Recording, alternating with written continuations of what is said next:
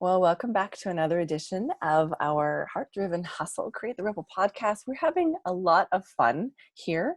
I have a pretty special guest with me today, and she and I go way back, like we're talking way back. But before I get too far into that, I want to say a big, huge thank you to Candice Gish and the Divas That Care Network, which allows us to host this. So if you're listening to this for the first time, please head over to Divas That Care. There's a ton of different women who are on plan, on point, living in their truth, and they are sharing amazing interviews just like this one.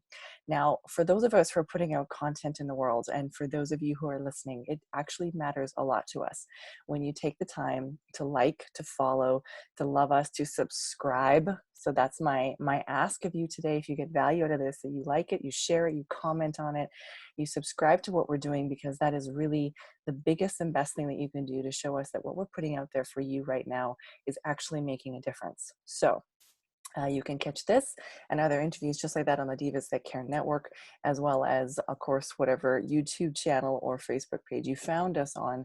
Make sure that you are leaving the love behind when you go. So today, my guests, oh my goodness, Shelby, you and I go back. Like, I'm thinking way back. Okay. So it's been kind of fun because for the most part, Shelby, this podcast was started largely because I love, creating the space to chat with women who are on plan, on purpose, and really doing what they're called to do.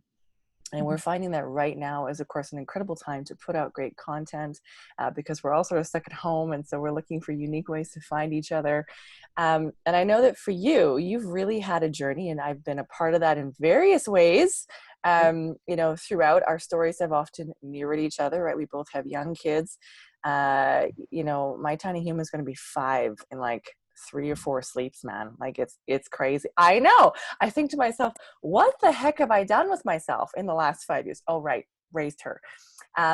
So your little tiny human is in the background, and I have promised people that these stay unedited, but for those people listening in, we may pause recording if we need to go and deal with that. But it's neat in that sense, Shelby, because you coach mothers. So for the mamas in the room, this is your cue to move baby to the other hip and take a listen, because this is definitely going to be a podcast for you. So Shelby, you've had quite a journey, and I've been sort of on the fringes watching that. So, for the people who are listening, and I always get a questionnaire sent out, so I have some kind of an idea of what's coming. Truth be told, I never look at them. And I know that Candice Gish really appreciates having them for when she loads them onto the podcast format. But honestly, Shelby, I need you to really just sort of share your bio, your journey, whatever you kind of want to start off the interview. And so with that, Shelby, the call is yours. All right. So thank you, Candice. As Candice said, we go way back. Like her dad drove the school bus that I was on, and we were neighbors, and then she was my babysitter, and her brother also babysat us. It's not like Barbies, and Scott and Graham like Thomas. So it was really great. We go way back. And then, so a little bit about my journey. I met my husband at 18. Fresh out of school, like just turned 18, and he was a refugee from Burma. And it was cool because, he was a refugee and a little bit darker, but, that's okay. And at 21, we were married, and looking back, our marriage was rough then, and I didn't see it. And then when I was 22, we had our daughter, who's right here. Trying to take a ponytail out. Mm-hmm. And she rocked our world in many ways. First of all, she was a difficult pregnancy. I had very heavy bleeding at 12 weeks, which was really hard. I didn't know what was going on. I knew I was miscarrying. And at 12 weeks, you're told you're safe. And the day that I started bleeding, I had actually just sent out texts to everybody, I'm pregnant, like, yay. And that afternoon, I was in the hospital. And the hospital staff was not very good, which was horrible. The nurse wanted to see if I was dilated, which apparently you shouldn't do. And the doctor comes in, no, you need to do an ultrasound, make sure the baby's alive. And she was very alive. So that was a blessing, but my life had changed. Mm-hmm. I had realized what it's like to fully give yourself to someone else, who was unborn, my life was no longer my own. I could not lift a milk jug. I couldn't even sit up. I was told to lay down. And I remember the doctor telling me, don't go to the bathroom unless you have to. Like, can you imagine? Like, don't even try. Just lay down. It was horrible. It was absolutely horrible. But I did everything I could to keep this child alive. We were 2 days over my due date. She was born. I was in labor for 11 long days. I have what's called lazy labor genes. So it starts and it stops and it starts and it stops. I was 2 centimeters for over 2 months. So it's just like, crazy with her. The reason why there's such an age gap. Well, there's many reasons, but that's one of them. And when she was born, the biggest thing that struck me was I didn't have that initial love for her. There was no rush of oxytocin. I was told that as soon as you hold that baby in your arms, you're just going to feel this overwhelming love. And Candice, it wasn't there. It was not there at all. And I mean, I was mama bear. You don't touch my baby. I will protect her with everything. But that love wasn't there. And I felt like something was wrong with me because it wasn't there. And I struggled with breastfeeding. I found out I only have mammary glands on one side. So I could breastfeed on one side and not the other. So we had to supplement, which is something I didn't want to do. I liked breastfeeding. I liked the benefits. I'm grateful I was able to half, but I wanted to full. And then to top it off, I gained 60 pounds because I was bedridden and couldn't lift anything. My husband couldn't stand me and I couldn't stand him. And he thought I was ugly and useless and just, we were in such a horrible position You're together. going to make me cry, Shelby. And I know there's some mamas who are listening, so I'm kudoing you for, telling your story this transparently. You're welcome. And I've learned that it needs to be transparent. That's why I'm so passionate about the ugly side of motherhood, because there is an ugly side. It's beautiful. And he couldn't stand the way I looked, and it was horrible. It was horrible to live with someone who wanted nothing to do with me, who I was married to, that had no value in me. It was really difficult. And then to top it off, I didn't have this love for my daughter. I felt so lost, and I felt motherhood was not fulfilling me. But I felt that it should, because I was told, once you have a child and you're a mom, it's sunshine and rainbows, and you'll be fulfilling your purpose. And I wasn't. I didn't know what my purpose was. So Candice and I had got back together while I was pregnant and got into Zija. And through there, I met so many connections who I'm actually pulling back on now in coaching, which is super cool. And really found a sense of community, a sense of purpose, and had many difficult conversations with Candice, with my husband. And it wasn't until 2 months after my daughter was born, so it was November, I very vividly remember driving in the car, and she was obviously in the back seat, and it was just me and her. And we're driving home to Edmonton from my parents in Bakerville. And I remember this wave of love finally coming over me. And it was just like I was hit by a truck. And I finally, 2 months later, loved my daughter. And it was amazing. And now she's just my everything. And it's amazing. But it took a while, which I'm now learning that I'm not solo in this, that there are other moms. And if you feel that, or if you've ever felt it, that it's normal and it's okay. And then, so that was our life. And when she turned 1.5 years old, my marriage had only gotten worse, to the point where my husband went a month without speaking to me. And I found out later he was doing drugs and other things, but that's him. And my daughter was 1.5 years. And in July 11th of 2018, I left.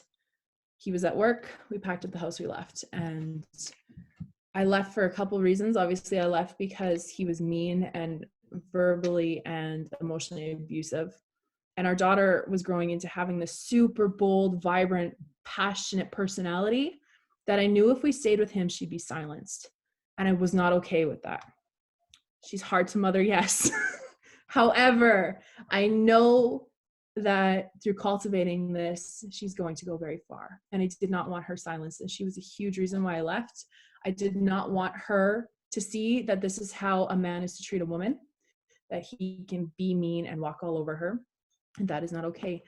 And I realized how broken I was. I was looking into kind of coaching and how to do that as while we were still together, because I wanted to do something. I knew my passion was for women. I knew I had a passion for mothers. I didn't know where it fit. And I knew I wanted to speak, even though I'd never spoken before. So it was just trying to figure all that out, that I knew I had this heavy weight on my heart that this is what I wanted, and I didn't know how to get there. And my husband just wanted me to go, he wanted me to be a nurse. I'm like, there's no way I can't handle blood, but you know what? It's okay. And so then we left for a year and a half, my daughter and I. We lived with my parents, which was a challenge, but I'm so grateful for them, for the space. We were on a farm. I had a lot of help when he wasn't there. And I found coaching. I found the school I went to, the Health Coach Institute, and it changed everything. It changed the way I view him. It changed the way I view myself. I finally was able to love myself, like totally love myself, to the point where I can glance in the mirror and see myself and I'm like, wow, you're beautiful. I've never felt that before. So it was really cool to actually get to that point. And my confidence went up. I found such a passion for helping people dig and figure out their problems. And what was even cooler was I could do it while raising her. I didn't have to push her to the side. I could say, you know, maybe 1 day, 2 days a week, you're in a day home, and then you're home with me the rest of the time. And she's watching me build, which was a really cool fit. And this had all happened March of 2019. So this is all really recently. And my husband was we were still on the rocks. And honestly, I thought we were getting a divorce. And God had changed my life in September of 2019. He said, I want to work in your heart. And I'm like, okay, fine, whatever. And he gave me this love back for my husband. And I didn't know until a couple months ago that there was a few key people in my husband's life very much working on him, saying, you need to smarten up. You need to treat your wife as a queen and your daughter as a princess, and love on them and treat them with the utmost respect, and you will be happy. And he did. And oh my goodness, we got back together December 1st of 2019. So very recently, but it's been night and day difference. And the key pieces are, I chose not to be walked on. I chose to be better, and I chose to put myself first, and then my daughter, and then he did the same. Now coming back, there has been some rocky pieces because we became two very strong, independent people. And now coming back, we're trying to fit that in. But I have no doubt in my mind we'll make it work because we've built the tools. So now that's something I'm really passionate with moms about is, number one, there's a huge ugly side to motherhood that is starting to be talked about, but not enough. People are starting to talk about postpartum depression, but not much. I had never heard that there might not be a rush of oxytocin when you have your child and you might not fully love them. And that's something I wish I knew. You know, there's other things, there's sicknesses that happen. There's issues like people break bones during pregnancy. You never know. And it's hard. And I know having a toddler is hella hard. Oh my word. But it's amazing, you know? So that's something I'm really passionate is helping moms to realize, yes, there's an ugly side. We can survive it and thrive it. And that means putting yourself first. And another piece of that is, if motherhood is not, some people have this thing where motherhood fills them and it is their thing. And that's phenomenal. Kudos to you. But most of us are not that way. Most of us feel there's another piece that we need to contribute as an individual to society, to life, to our families, to our children. And a lot of us are not given the opportunity to figure out what that is. So I'm super passionate about helping mothers to figure out what that piece is. What is their gift to society? What is their role to play that's not just a mother? Because I don't know about you, but that term, oh, but you're a mom, actually makes me angry. Because I'm like, I'm so much more than a mom. I am not just Shelby the mom. So that is what I'm passionate about. That's what I do. And yeah, that's my story. So Shelby, I don't know if you had a chance to watch any of the other interviews that I've done, but what I have been most amazed about is that the people I've interviewed so far, I have no pressure, but there's a theme for me, which is kind of cool. And the theme really is that I'm interviewing people I have a relationship with, whether past, present, or, you know, that sort of thing. And I'm usually shocked when I take the space and create the space at what comes out of people's mouths. And I'm like blown away. by what you just shared. I agree with you. I remember the day after I had my daughter feeling tired, overwhelmed, and I was missing her being in me, right? But Yep. having this sense of, wow, I still want to do the same things I wanted to do yesterday, right? I still want to chase my goals. I still want to chase my dreams. I want to get my body back. And I remember thinking, this is a really weird feeling. I feel like I'm in my body and out of my body. I don't know what to feel. And of course, there's a range of emotions. And, Oh yeah. obviously, that, post my baby, one of the things that happened for me was a divorce, right? And the challenges of that, we didn't weather that well. And, for me, there's been, no blame there. But I remember distinctly that being envious of those couples who seem to bond over baby. And for me it was like, this is like the scariest freakinest thing ever, and it's having a huge impact on a relationship I cared very much for. And obviously hormones and sleep and like, yeah, and I know we've talked about that, but I joke a lot of the time. But yeah, there are things about my body that nobody bothered to tell me. And I try to tell women about them now and be like, by the way, things are just going to shift and change, which when I thought about it, makes a lot of sense, right? I'm going to push, Yeah. 6-8 pounds out of, a space that fits. Of course there's going to be some change. um I get it, right? Some women lose their hair. I lost my eyelashes at 26 weeks, Shelby, and I love my eyelashes. Like, they were kind of like this thing, people were like, you have beautiful eyelashes, and I was like, I know, and I lost them, right? Alopecia kicked Oh in, my and I was like, goodness. what? Yeah. No, I remember, yeah, losing a ton of hair. I also, because of the stress of having her, sorry, we're moving outside Yeah, now. yeah, I get it. The stress of having her, and then the stress of being in such a toxic marriage, Mm-hmm. and a piece of it for him, not that I want to be like, give him an excuse, but she triggered a ton of childhood Yeah, crap for him. they do. He was abused as a kid, and then to top it off, he grew up in a country with the longest ongoing genocide in Yes. Haiti, and seen horrible things. So having her was like Yes. horrible. And so Yes. that's what really ruined us. Um, so that's hard too. And that's something I talk to women about as well, is those who are in interracial marriages, because that is so common now, that there's going to be Yeah. difficulty. And I think I too, I understand now that there's the sense of community is so huge, and I know that you thankfully had community to be able to go home to your parents. So did I. Yeah. And yeah, I think that something as big and as life altering as a child coming into the world is it has an effect on both sides, right? Which has been an interesting piece for me, and continuing now that I'm starting to try to be a voice in my own life, not just for the feminine issues that I see as a challenge, but also for the masculine issues, right? Like, I tell people all the time, International Women's Day is like March 8th, right? And International Men's Day is November 19th. And people are like, do they need a day? And I'm like, of course they need a day. We need a day, because yes, there are some big differences between men and women, but there are also some Yep. really big issues between, like, a white woman, right? To be frankly, right? We get some extra privileges. And so I've been trying to talk about those things that are really difficult to talk about, if for no other reason than to say, hey, we may not know what we're talking about because we're not in anybody else's shoes.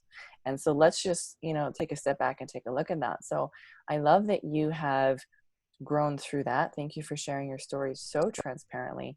You're welcome. So you've shifted into coaching.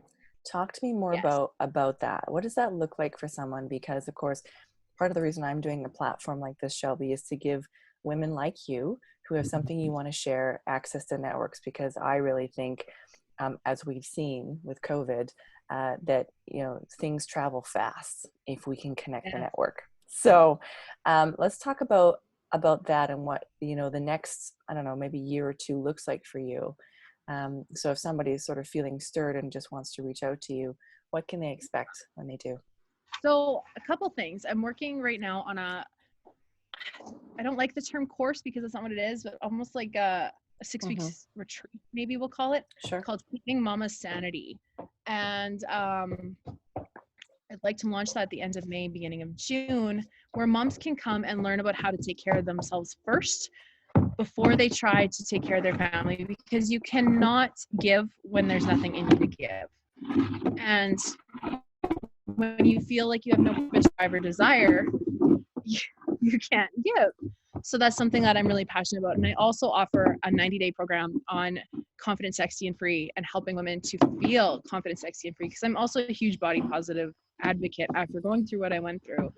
And you know, women, our bodies change so much, and they will never be pre-baby. And there's so many, you know, things like, oh, I'm pre-baby, but no, you will never be pre-baby. Your body will in some way be different, and we need to learn that that's okay and beautiful, because your body did something huge. Like, yes, that's not tiny. Really, like when I think about that, I was like, I was running 2 businesses and grew a baby and popped her out and just kept right on running. Like, it's like, that's kind of incredible. Not kind of incredible, it's very incredible.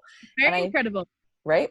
I think too, I love that we are having this conversation about body positivity, because I know that everybody, you know, goes on their own journey to figure out what that is. But I mean, I look in the mirror and go, well, that's different, and that's always going to be different. And I don't know that I want to change it either. That's what's interesting, is I'm like, I want to feel good when I take my clothes off, for me, right? Because, well, it's just me. And at the end of the day, you know, you and I are very similar in that sense. Our daughters have become our whole world, right? And there's certainly an impact on other relationships in that.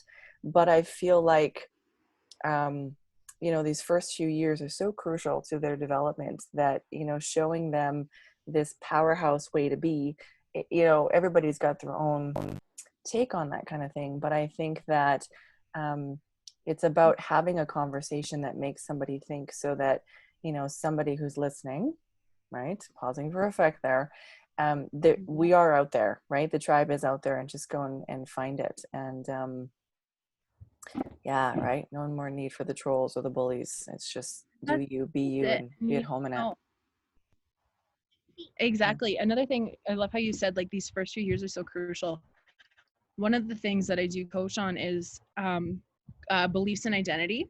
And our beliefs and identity are imprinted before the age of 5, from in utero to 5.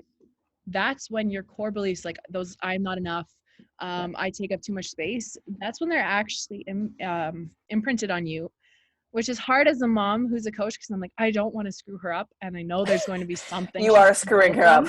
Sorry. And, you know, one of the things that I thought was, it's probably the way you think you're doing well is probably the one that's actually screwing her up. So, you know, as moms, it is what it is.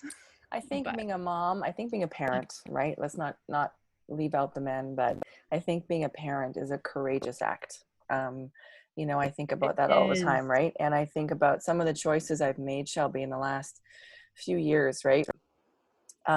They have not been easy for me as a parent. They've not been easy for me as a person, and they've not been easy for me as a woman, right? Because like you, right, made some choices that were the best that you could make at the time, right? Hindsight's always going to be 20/20, but we do the best with what we have at the time. And I think even about some, you know, recent choices and decisions I've made, and sometimes you're coming from a space of, it's not about putting your daughter first, it's about doing the best with what you've got, to just keep moving forward and holding space and creating something for.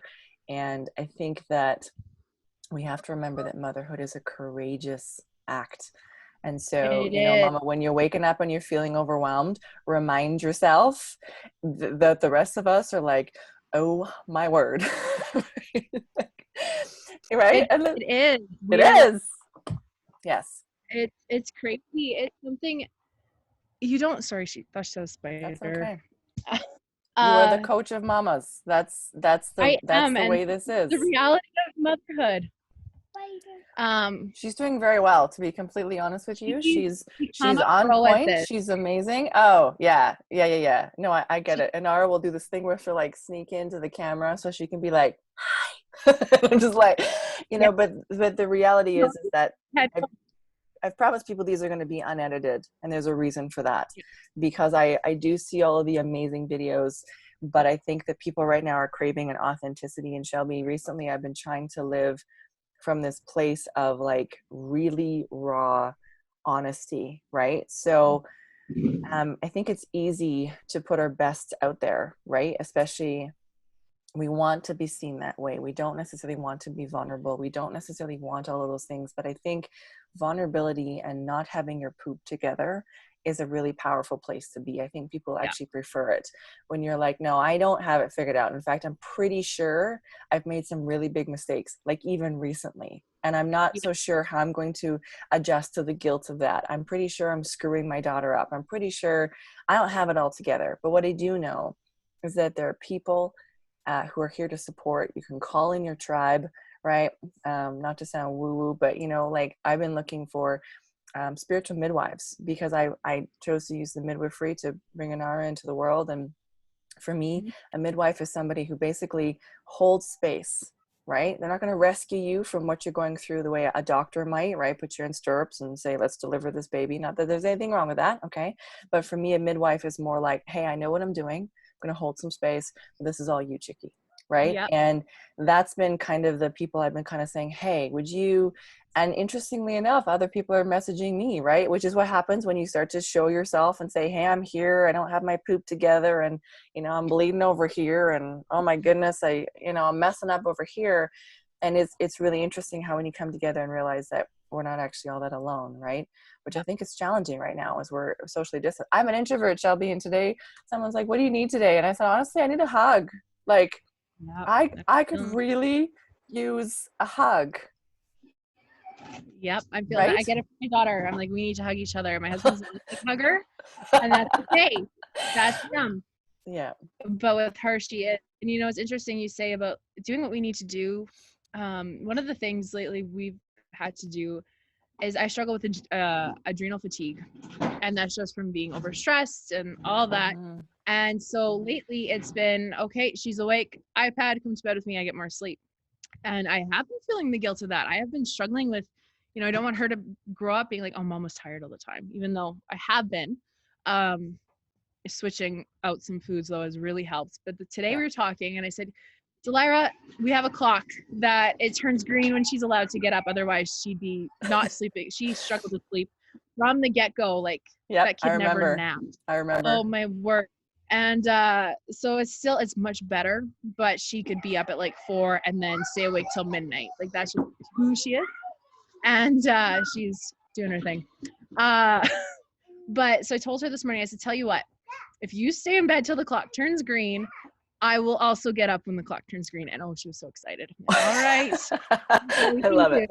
That's how we do it. And it's little things like that we do to cope. Delira and I are both very extroverted. So one of the things we've started doing is picnics in our living room when it was cold, and now on our patio, or, like, Mama, you do what you can to survive. Mama, you do what you can to survive. Oh my goodness, that's totally the title of this video. I always wait for something through there.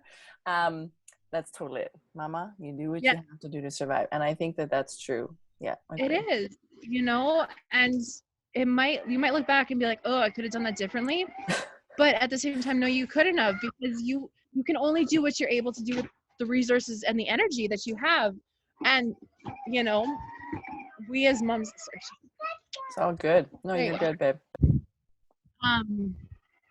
With the resources and the energy that we have, and we wouldn't have been able to do things differently. Like with me, I loved living with I didn't love. It was a love-hate thing. It's a love-hate thing. Yes. And when I moved out, my mom's like, it's time. I'm like, I know it's time, and we have a great relationship. Looking back, I would have loved to have rented my own place. However, I would not be coaching. I would not be an entrepreneur running my own business. And I would not have been able to put the amount of money into my business had I, been working and trying to do my own thing. Yes, I Yeah. love your car. You're welcome. So that's something, with moms, I think there needs to be grace, because we Yes. get so, we see just the best of what other people are putting out, and that's not reality. The reality is your kid is running around. I don't know about you, but mine still does not know what privacy means.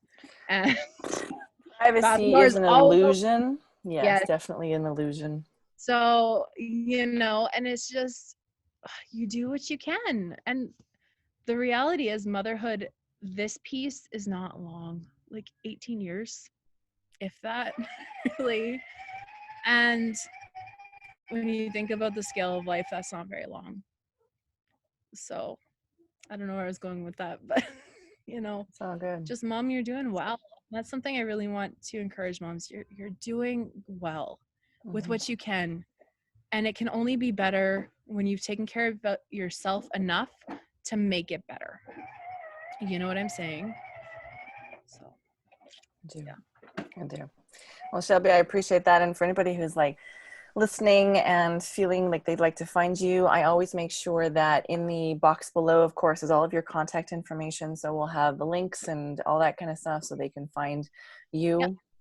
And be able to connect with you and outreach and all that stuff. Yeah. So again, for anybody who got some value out of this, especially you mamas, like us, love us, share us, subscribe, leave us some love, because it matters a lot. I know, everybody's always like, and subscribe, but really it does. It matters, and sort of is that extra boost. And then, it helps us find tribe, right? That's how the algorithms work. Is it helps the AI to know who else might benefit from this. So even if you're not brave enough to comment or anything like that, a like, a love, or a share, or a subscribe pushes this message out to somebody who just might need to hear it. So with that, Shelby, thank you so much for joining me today. Thank you. I hope you and your tiny human love the rest of the day. Enjoy the sunshine, enjoy being outside. And we'll have to catch up with you again soon and see how things are continuing to develop in your life. Yes, I'm excited. Thank you so much. You're welcome. Thanks, Shelby.